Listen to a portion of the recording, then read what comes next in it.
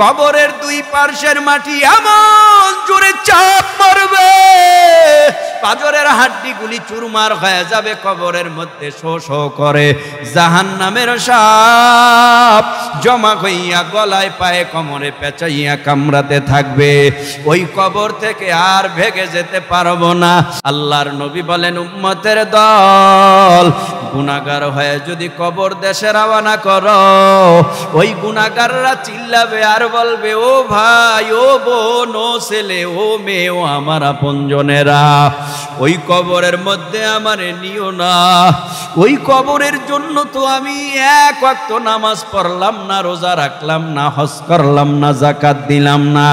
এই কবরের জন্য আমি কোনো সামান জোগাড় করতে পারি নাই। ওই কবরের মধ্যে আমারে একা একা থাকতে হবে। ওই কবরে আমি একা থাকতে পারবো না। ছেলেরে বলবে, তোর পায়ে পড়ি, তোর পায়ে ধরি, আমারে অন্ধকার কবরে নিস না। গুনাহগার খাটের মধ্যে বসে চিল্লাবে, কেউ শুনবেও না। হঠাৎ কবরের মধ্যে রাইখা আপনজনেরা বাঁশ দিয়া কলা পাতা দিয়া আস্তে করে মাটির চাপা মন কেমন কবরের মধ্যে দিয়া সবাই চলে যাবে।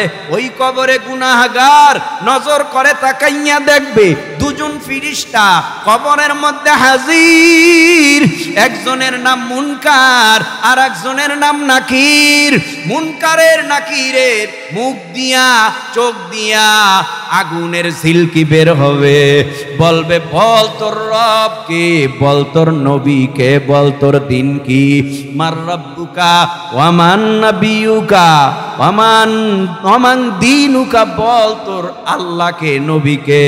গুনাহগাররা বলবে, হা হা লা আদরি, আমি কিছুই জানি না, আমি কিছুই জানি না। হঠাৎ আল্লাহর অর্ডারে কবরের দুই পার্শ্বের মাটি এমন জোরে চাপ মারবে, পাঁজরের হাড্ডিগুলি চুরমার হয়ে যাবে। কবরের মধ্যে শো শো করে জাহান্নামের সাপ জমা হইয়া গলায় পায়ে কোমরে পেঁচাইয়া কামড়াতে থাকবে। ওই কবর থেকে আর ভেগে যেতে পারবো না। হযরত মুসা নবীর উপরে তাওরাত কিতাব নাজিল হয়, ঈসা নবীর উপরে ইনজিল কিতাব নাজিল হয়, দাউদ নবীর উপরে জাবুর নাজিল হয়, মুহাম্মাদুর রাসূলুল্লাহ সাল্লাল্লাহু আলাইহি ওয়াসাল্লামের উপরে মহাগ্রন্থ আল কোরআন নাজিল হয়। জমিনের মধ্যে সেই সহিফা আসমানি 100 সহিফা নাই, খুঁজলেও পাওয়া যাবে না।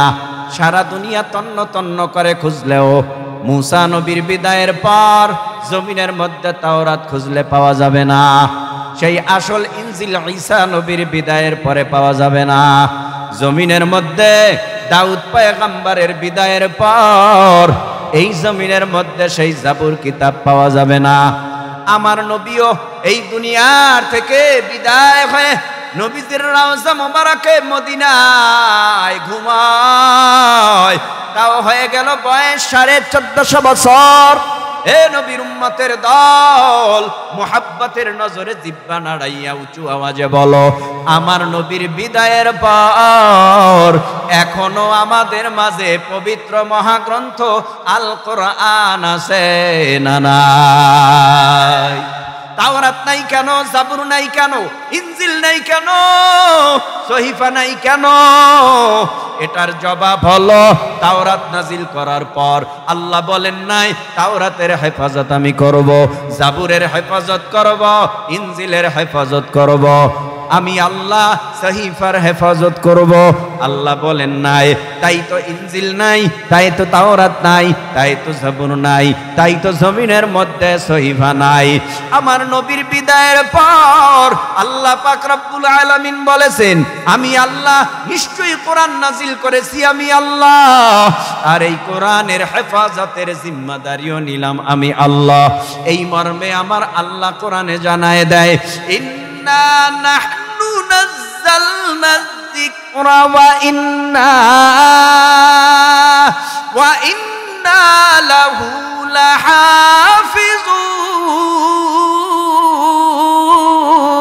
লাহাফিজুন। এই কালামে খুদা কুরআনে হাকিম হিকমতে উলা ইয়াজালাস্তু কাদিম জামিউল ইলম ফিল কুরআনে হাকিম তাকাসুরাত আনহু আফহামুর রিজালি বখা কুরআন কালামুল্লাহ বশনো কদিমাস্তি নইন। এ যুবক, এ বৃদ্ধ বাবা, এ তরুণ ভাই, এ মাদ্রাসার তলাবা, এই স্কুল কলেজ ভার্সিটির স্টুডেন্ট বন্ধু, মোহাব্বতের নজরে একটু জিব্বা নাড়াইয়া উঁচু আওয়াজে বলো, পবিত্র মহাগ্রন্থ কোরআনুল কারীম এটা কার কিতাব? কার কিতাব? আল্লাহর কিতাবে কোনো ভুল আছে? আরো জোরে বলেন। আরে আওয়াজ তো জোরে দিবেন, এত আস্তে কেন? মোহাব্বতে বলেন কোরআন কার? আল্লাহর কোরআনে কোনো ভুল আছে? সন্দেহে আছে? কথাটা আমার পিসা হুজুরের, বড় হুজুরের, কার? আল্লাহ কয় যালিকাল কিতাবুল লা রাইবা ফীহি হুদাল্লিল মুত্তাকিন।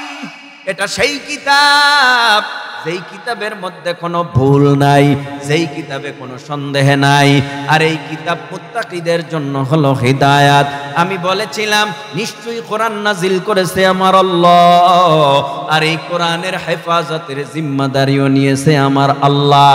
1450 বছরের মধ্যে কত বেঈমান এলো আর গেল, কোন বেঈমান কোরআনের মধ্যে ভুল বের করতে পারে নাই। বেঈমানরা চেয়েছিল কোরআনকে জমিনের মধ্যে মিটায় দেবে, কিন্তু পারে নাই। কত বেঈমান কোরআনের মধ্যে আগুন জ্বালাইয়া কত কোরআনের ভলিউম পোড়ায় দিল, কোরআনকে দুনিয়ার থেকে নিঃশেষ করে দিবে, পারে নাই। কারণ আমার আল্লাহ কয় সারা দুনিয়ার বেঈমানরা এক হইয়াও কোরআনের আলো কেউ বন্ধ করতে পারবে না। কারণ কোরআন নাজিল করেছি আমি আল্লাহ, আর এই কোরআনের হেফাজতের জিম্মাদারিও নিলাম আমি আল্লাহ।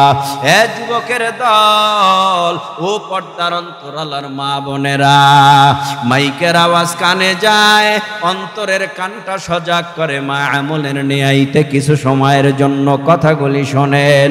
আল্লাহ পাকের কোরআন এমন একটা কোরআন, যেই কোরআন ধরলে সওয়াব, যেই কোরআন বুকে নিলেও সওয়াব, যেই কোরআন চুমু খাইলেও সওয়াব, যেই কোরআন নামাজের বাহিরে পড়লেও সওয়াব, নামাজের ভিতরে পড়লেও সওয়াব। কোরআন এমন একটা কিতাব, অর্থ যাই না পড়লেও সওয়াব, অর্থ না যাই না পড়লেও সওয়াব। কোরআন এমন একটা কিতাব, যেই কিতাবটা 6 বছর 8 বছরের বালকের সিনার ভিতরে 30 পারা কোরআন। কোরআন এমন একটা কিতাব, যেই কিতাবটা যেই মাসে নাজিল হলো ওই মাসের দাম আমার আল্লাহ বাড়ায় দিল, যেই রাত্রে নাজিল হলো ওই রাত্রের দাম আমার আল্লাহ বাড়ায় দিল। কোরআন এমন একটা কিতাব, যেই কিতাবটা কাঠের উপরে রাইখা পড়লেও কাঠের দাম বেড়ে যায়। একটা কাপড় জুজদান বানাইয়া ওই কাবারটার ভিতরে কোরআনটা ঢুকাইলেও কাপড়টার দাম বেড়ে যায়। একটা কাগজের টুকরা যদি কোরআনের ভিতরে ঢুকাইয়া এরপরে কালো অক্ষরের লাইনগুলি আস্তে আস্তে টানে, দেখা যায় ওই কাগজের টুকরাটারও দাম বেড়ে যায়।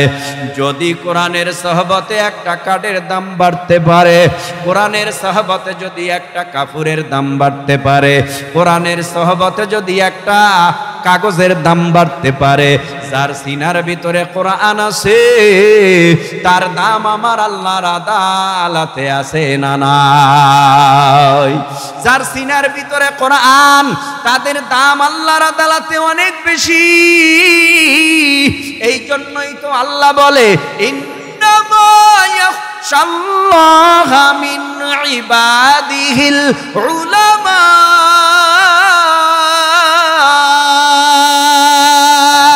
সহবতে সালেহ তোরা সালেহ কুনাত সবতে তালে তোরা তালে কুনাত এক জামানা সোহবতে বা আউলিয়া বেতারাজ সদ সালে তাআত বেরিয়া মাইলে মোমেন সোয়ে মোমেন মিশাওয়াত মাইলে কাফের সোয়ে কাফের মিশাওয়াত।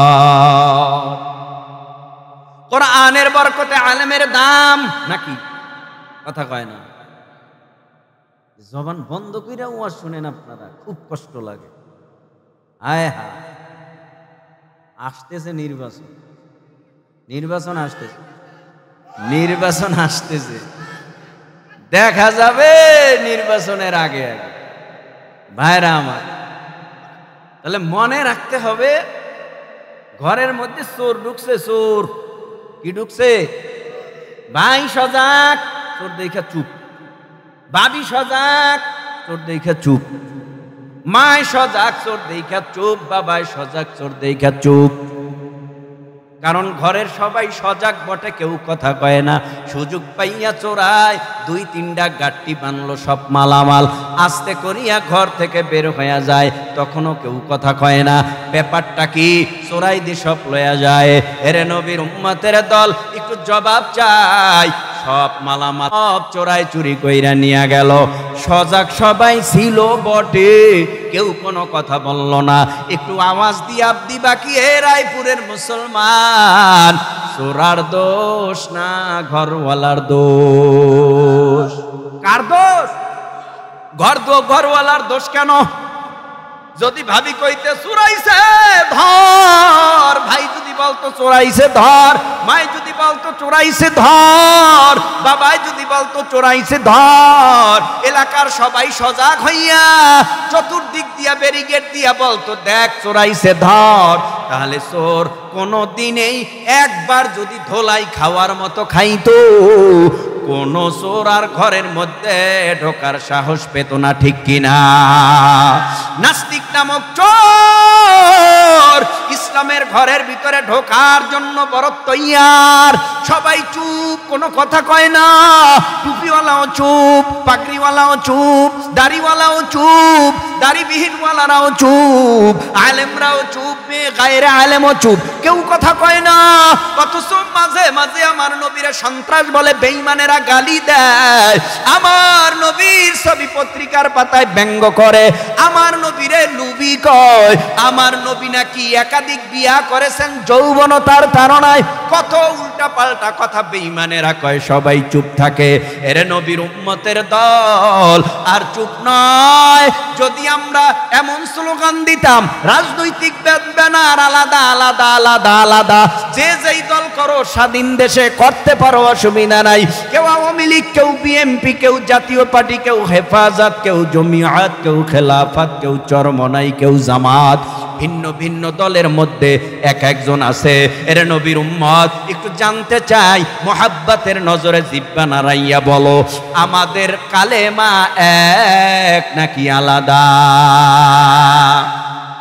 আমার মাথায় যেই টুপি তোমার মাথায় সেই টুপি না।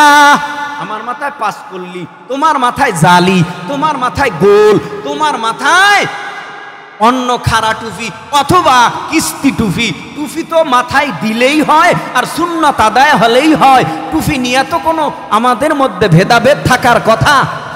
আরে কথা কয় না কেন?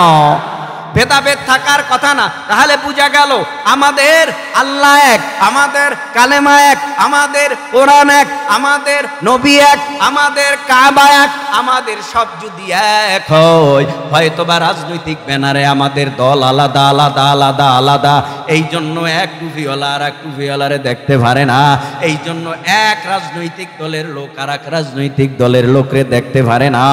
ও ভাই, দেখতে পারো না বেশ ভালো কথা, কিন্তু কালেমা তো এক আলাদা নয়। কোরআন তো এক আলাদা নয়, নবী তো এক আলাদা নয়, আল্লাহ তো এক আলাদা নয়, মসজিদ তো এক।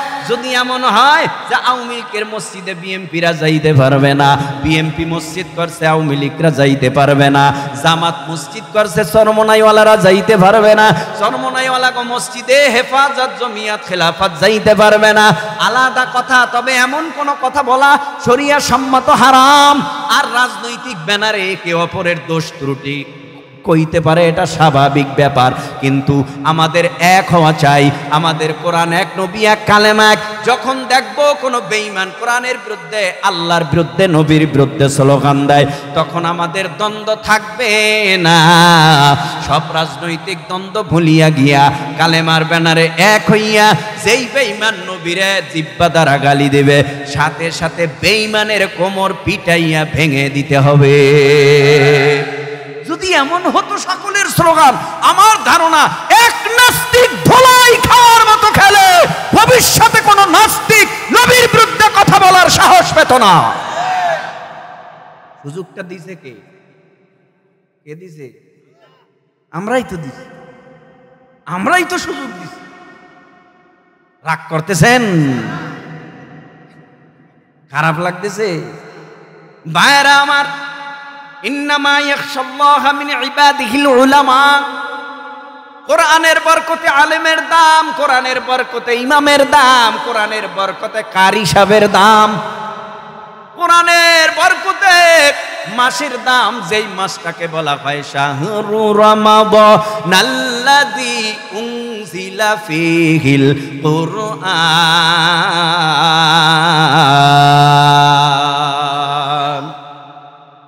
কোরআন নাজিল হয়েছে যেই মাসে, ওই মাসের দাম বেড়ে গেল।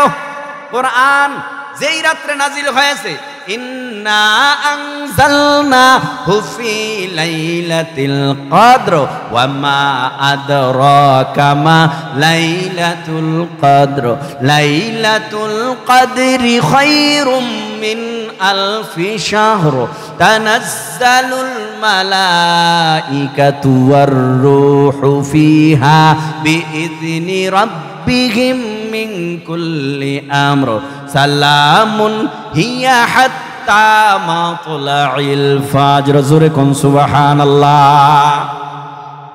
এই জন্য কোরআন একজন আলেমের মধ্যে থাকার কারণে, হাদিসের আলো আলেমের মধ্যে থাকার কারণে তার দাম কেমন। আল্লাহর নবী বলেন, ক্বালান নাবিয়্যু সাল্লাল্লাহু আলাইহি ওয়াসাল্লাম, আল উলামা ওয়ারাসাতুল আম্বিয়া। উলামা ইকরাম হলো নবীদের ওয়ারিস। আর এই জন্য আল্লাহর নবী হাদিসের মধ্যে বলেন, খায়রুল খিয়ারি খিয়ারুল উলামা। মানুষের মধ্যে যারা আলেম, উম্মতের মধ্যে যারা আলেম, তারাই হলো দুনিয়ায় সর্বোত্তম। আর ইন্নামা ইয়াখশাল্লাহা মিন ইবাদিহিল উলামা। উলামা ইকরাম এই দুনিয়ার মধ্যে আল্লাহরে বেশি ভয় করে। ভয় আল্লাহ অন্য আয়াতে জানায় দেয়া, আইয়ুহাল্লাযীনা আমানুত্তাকুল্লাহা হাক্কা তুকাতি ওয়া লা তামুতুন্না ইল্লা ওয়া আনতুম মুসলিমুন। মাহফিল কমিটি আমারে বলছে, হুজুর কবরের কথা বলবেন, কারণ গোরস্থান পাশে আসেনি, গোরস্থান আছে। হ্যাঁ, হুজুর একটু জাহান্নামের বয়ান করবেন। সব বয়ান তো সব সময় হয় না। এ নবীর উম্মত, যত ওয়াজই করি না কেন, সব ওয়াজের মূলে তো হলো ঈমান ঠিক করা, আমল ঠিক করা। ঠিক কিনা জোরে বলেন? ঈমান ঠিক করা, আমল ঠিক করা। সব কিছুর মূলে হলো কবরের সামান আমাদের জোগাড় করে কবরে যাওয়া। हकीकत से तू दुनिया बेखबर है, दुनिया की नुमाइश पर नजर है। नमी गोयम के अज दुनिया जुदा बाश, वहर कार के बाशी बा खुदा बाश। मौत का सिन কুল্লু নাসিন শারিবু কবরু বাইতিন কুল্লু নাসিন দাখিলু। আল্লাহ পাক রব্বুল আলামিন বলেন দুনিয়ার মধ্যে যত প্রাণী আছে কুল্লু নাফসিন যায়িকাতুল মাউত, সকল প্রাণীর একজন মৃত্যুর স্বাদ গ্রহণ করা লাগবে। এই জমিনের মধ্যে একটা পিপিলিকার ভিতরে প্রাণ আছে, তাই তো পিপিলিকা হাঁটে চলে খায়।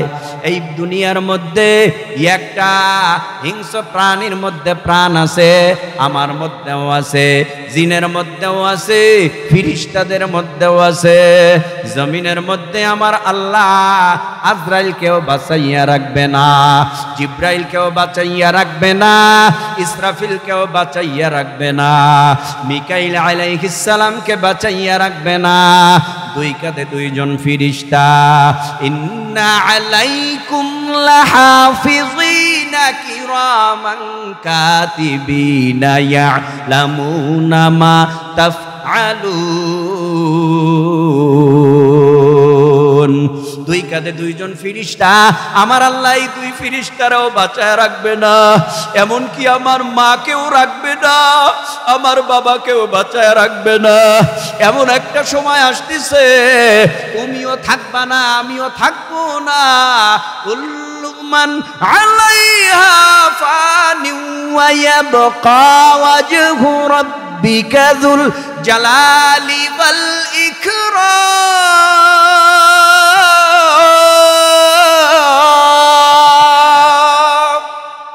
আল্লাহ কাউকে রাখবে না, সব ফানা ফানা ফানা ফানা করে দিবে। আসমান আসমানের জায়গায় থাকবে না, জমিন জমিনের জায়গায় থাকবে না। ওয়া ফুতিহাতিস সামাউ ফাকানাত আবওয়াবা ওয়া সুয়্যিরাতিল জিবালু ফাকানাত সারাওয়া। আসমানটা ধ্বংস হয়ে যাবে, পাহাড়গুলি তুলার মতো উড়বে। আমার আল্লাহ কাউকে রাখবে না, সব ধ্বংস করে দিবে। আমার আল্লাহ ছিল, আমার আল্লাহই থাকবে। আমার আল্লাহ যাকে খুশি তাকে আবার পুনরায় জীবিত কইরা আল্লাহর আদালতে হাজির করবে। ওয়ানুফিখা ফিস-সূরি ফাইদা হুম মিনাল আজদাসি ইলা রাব্বিহিম ইয়ানসিলুন। এই যে গুরুস্থান, আমার সময় খুবই সংক্ষেপ। এই গুরুস্থানের মধ্যে অনেকের মা, অনেকের বাবা, অনেকের ভাই, অনেকের বোন, অনেকের আপনজন এই গোরস্থানের মধ্যে ঘুমাইয়া রইছে। অনেকের মা তাকাইয়া রইছে, সন্তান বড় এক মুসিবতে আছি, তোরা জানো না। মরণের আগে সবাই তো মায়ের কিনারায় বৈশা বৈশা মার মুখের মধ্যে চামিচ দিয়া পানি দেয়। মরণের আগে বাবার কিনারায় বৈশা মুখের ভেতরে পানি দেয়। অনেকের বাবা পানি খাইতে পারে নাই, অনেকের মা পানি খাইতে পারে নাই। মরণের আগে ওই মার কাছে বৈশা মায়ের মৃত্যু দেখলা, বাবার মৃত্যু দেখলা। ওই মা আজ কবরে ঘুমাইয়া কান্নার আওয়াজ দিয়া বলে, এ সন্তান, আজকে টাকার মালিক হইছো, বাড়ির মালিক হইছো, গাড়ির মালিক হইছো, মানুষ তোমারে সম্মান করে, মর্যাদা দেয়, তোমার কত দুনিয়ায় নাম আর কাম। জানো কি বাবা, আমি কি তোর জন্য মোটেও দোয়া করি নাই। আজকে আমার চোখের পানির বিনিময়ে তোরে সবাই সম্মান করে, মহাব্বতের নজর দিয়া তাকায়। আজকে তোর মা তোর বাবা কবরের মধ্যে ঘুমাইয়া রইছি, সব গুনাহ মাফ করিয়া কবরে আসতে পারি নাই। আজকে তোর মার গুনার কারণে কবরের মধ্যে জাহান্নামের সাপ জড়াইয়া পেঁচাইয়া তোর মা বাবারে কামড়ায়। তোর মা বাবার কবরে জাহান্নামের আগুন ধাউ ধাউ করিয়া জ্বলে। ওই কবরের মধ্যে ঘুমাইয়া মা চিৎকারের আওয়াজ, বাবার চিৎকারের আওয়াজ, ও বাবা, কবরের মধ্যে জাহান্নামের আযাব সহ্য করতে পারি না। আল্লাহ পাক রব্বুল আলামিনের বান্দারা চোখের পানি ছাড়িয়া দিয়া আল্লাহর দরবারে যদি কান্নার আওয়াজ দিয়া বলো, আল্লাহ তুমি আমার মায়ের কবরে সাপ দিয়া কামড়াইও না, তুমি আমার বাবার কবরের মধ্যে জাহান্নামের আগুন জ্বালাইয়া কান্দাইও না। ও আল্লাহ, তুমি আমার বাবার কবরের আযাব মাফ করে দাও, মার কবরের আযাব মাফ করে দাও। সন্তান যদি মা বাবার জন্য দোয়া করে, আমার আল্লাহ সন্তানের দোয়ার ফসলে আল্লাহ বাবা আমার কবরের আযাব মাফ করে দেয়। এরে আল্লাহর গোলাম, মানুষ যখন মরিয়া যায় সবাই পাগল পারা হইয়া বিদায় করার জন্য পাগল।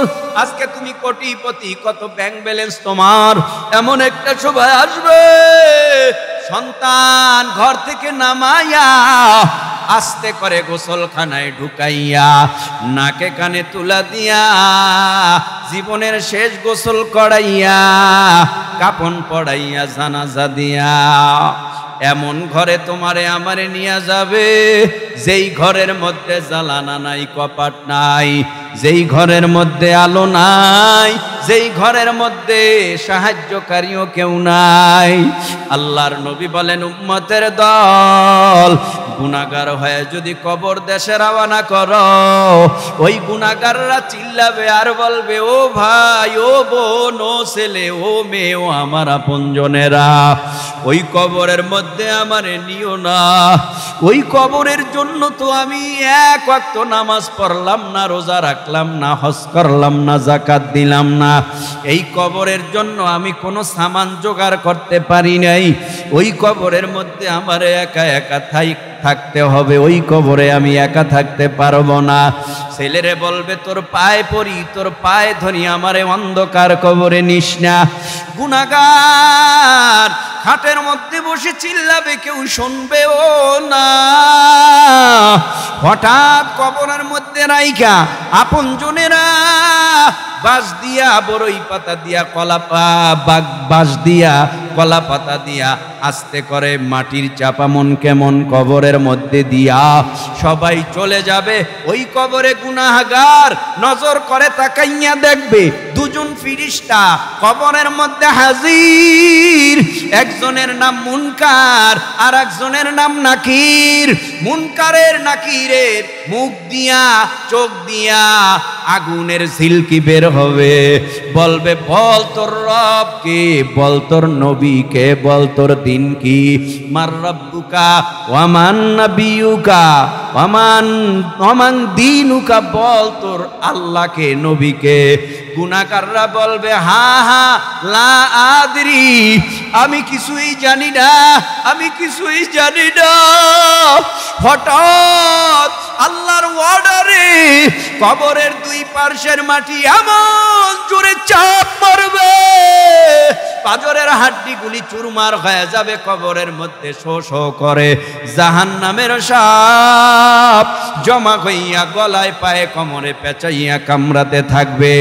ওই কবর থেকে আর ভেগে যেতে পারবো না। নেককার হয়ে কবরে গেলে নেককারেরা বলবে, এই তাড়াতাড়ি আমারে ঘর থেকে নামাও না কেন, গোসল দাও না কেন? যেই আল্লাহর জন্য আমার আরামের ঘুম হারাম বানাইয়া তাহাজ্জুদের মুসল্লায় সেজদা দিছিলাম, যেই মাওলাকে পাওয়ার জন্য সবাই যখন ঘুমায়েছিল আমার ঘুম ছিল না, আমি শুধু আল্লাহরে খুঁজেছিলাম।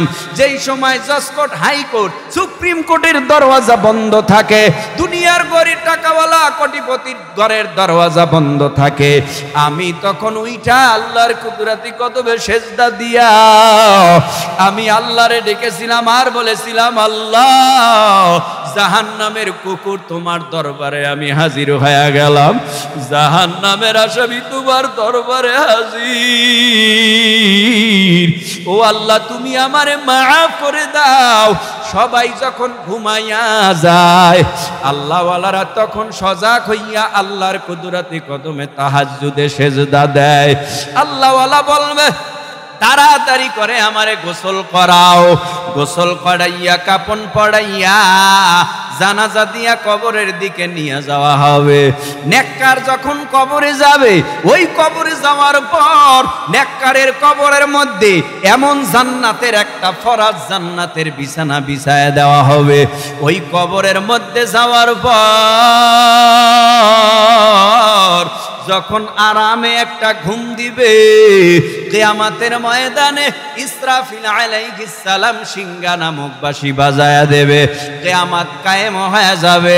কিয়ামত কায়েম হয়ে যাওয়ার পর চক্ষু ডলতে ডলতে কবর থেকে উঠা বলবে, আইনা উলুল আলবাব, আমার আল্লাহ কই? আর আল্লাহ বলবে, এ বুদ্ধিমানের দল, আয় আয়, আমি আল্লাহ তোদের অপেক্ষায় আছি। তোরা আমি আল্লাহর জান্নাতে যাবি। জান্নাতে যাওয়ার পর আমি আল্লাহ নিজে তোদের সাথে সাক্ষাৎ করব। জোরে কোন সুবহানাল্লাহ। ভাইরা আমার, এজন্যই কবরের টেনশন ঢুকাও, মরণের টেনশন ঢুকাও। আজরাইল আসার আগেই চরিত্রটারে সুন্দর বানায় নাও। আজরাইল আলাইহিস সালাম তোমারে জমিনে শোয়াইয়া কাফনের কাপড়ে প্যাকেট বানাবার আগে তোমার ইমানটারে মজবুত বানায়া নাও। তুমি মিথ্যা বলনি, আওয়াজ আসবে হা। নামাজ কাজা করনি, আওয়াজ আসবে হা। সুদ খাওনি, হা। ঘুষ খাওনি, হা। বেবিচারি করনি, হা। ইয়াবা খাওনি, হা। মদ পান করনি, হা। হা হা হা শব্দতে আমরা মুখরিত হয়ে যাব।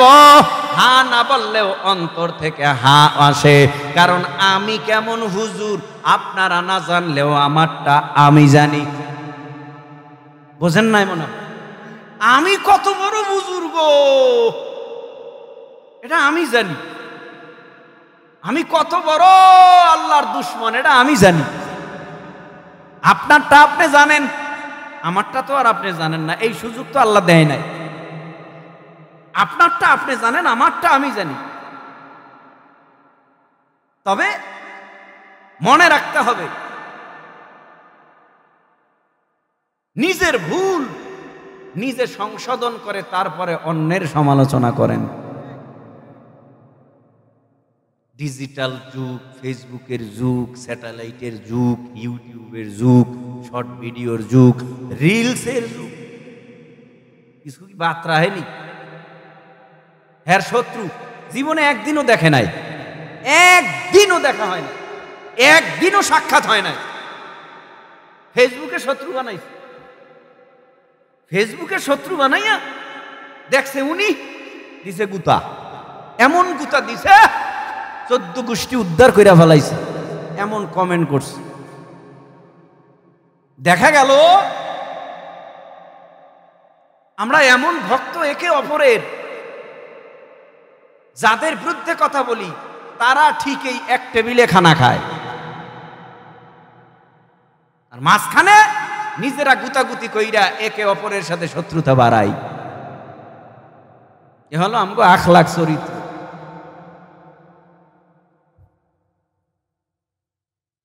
সকাল থেকে এ পর্যন্ত, এই সকাল থেকে এ পর্যন্ত মিথ্যা কথা বলি নাই এমন কয়জন লোক পাওয়া যাবে? নিজেরটা নিজের কাছে জিজ্ঞেস করেন। আমি আপনার কাছে বলছি না যে জবাব দেন, নিজের কাছে জিজ্ঞেস করেন। হুজুর বলি না, দোকানে বই দিয়ে বললেন কতটা, চা খাইলেন 1 কাপ, টেলিভিশন সামনে, বিশ্বকাপ খেলা হয়, কত ভাবে কত ভাবে কত ভাবে কত কথা বললেন। সাজাইয়ে গুছাইয়ে বলতে গেছেন, 4টে কইছেন মিথ্যা কথা। সে সাজাইয়ে গুছাইয়ে গল্প কয় না, এ কইতে গেলেই তো মিথ্যা বানান লাগে, মিথ্যা বানায় কইছে। এ হলো অবস্থা। কারণ সমাজের মধ্যে সুদখোর হলো বড় নেতা। সমাজের মধ্যে মসজিদের কমিটির ইমাম সাহেবের বিরুদ্ধে সাধারণ রিস্কাওয়ালায় কথা কয়, ভ্যানওয়ালায় কয়, দিন মজুরওয়ালায় কয়, কে কয়? যত বড় নেতা ওই কয়। সব দিকে জর্জরিত,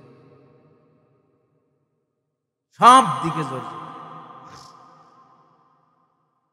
সমাজের মধ্যে ম্যাডামের মধ্যে মিল নেই। ম্যাডাম ম্যাডাম ম্যাডাম আর স্বামী, বোঝেন তো, স্বামী স্ত্রী মিল নেই। কারণ একটাই, এক জায়গায় ভেজাল। এত বড় একটা মোবাইল আছে না, এত বড় মোবাইল, এই ভেজালটা হইলো এত বড় মোবাইলটা, আর কিছু না। খানা নিয়ে না, কাপড় চুপুর নিয়ে না, সমস্যা হলো মোবাইল নিয়ে। স্ত্রী কয় এত ফেসবুক চালান লাগেনি, স্বামী কয় তোর সমস্যা কি? আমার সমস্যা আছে, মাঝে মাঝে তো ধরা খাও, মাঝে মাঝে তো আমার হাতেই ধরা খাও, সমস্যা তো এই জায়গায়। স্বামীর মাথা গরম, স্ত্রীর কয় তোর মতো বউ ঘরে আইনে আমার জীবনটাই ধ্বংস। বউ আবার কয় তোমার মতো স্বামীর ঘরে না আইসা অন্যের ঘরে গেলে আরো ভালো থাকতে পারতাম। আসেনি? শেষ পর্যন্ত রাগারাগি হইয়া সব শেষ, ধ্বংস। এই মোবাইল, এই গুতাগুতি, এই ঠেলাঠেলি, এই ঝামেলা। আল্লাহ তাআলা আমাদের সবাইকে হেফাজত করেন।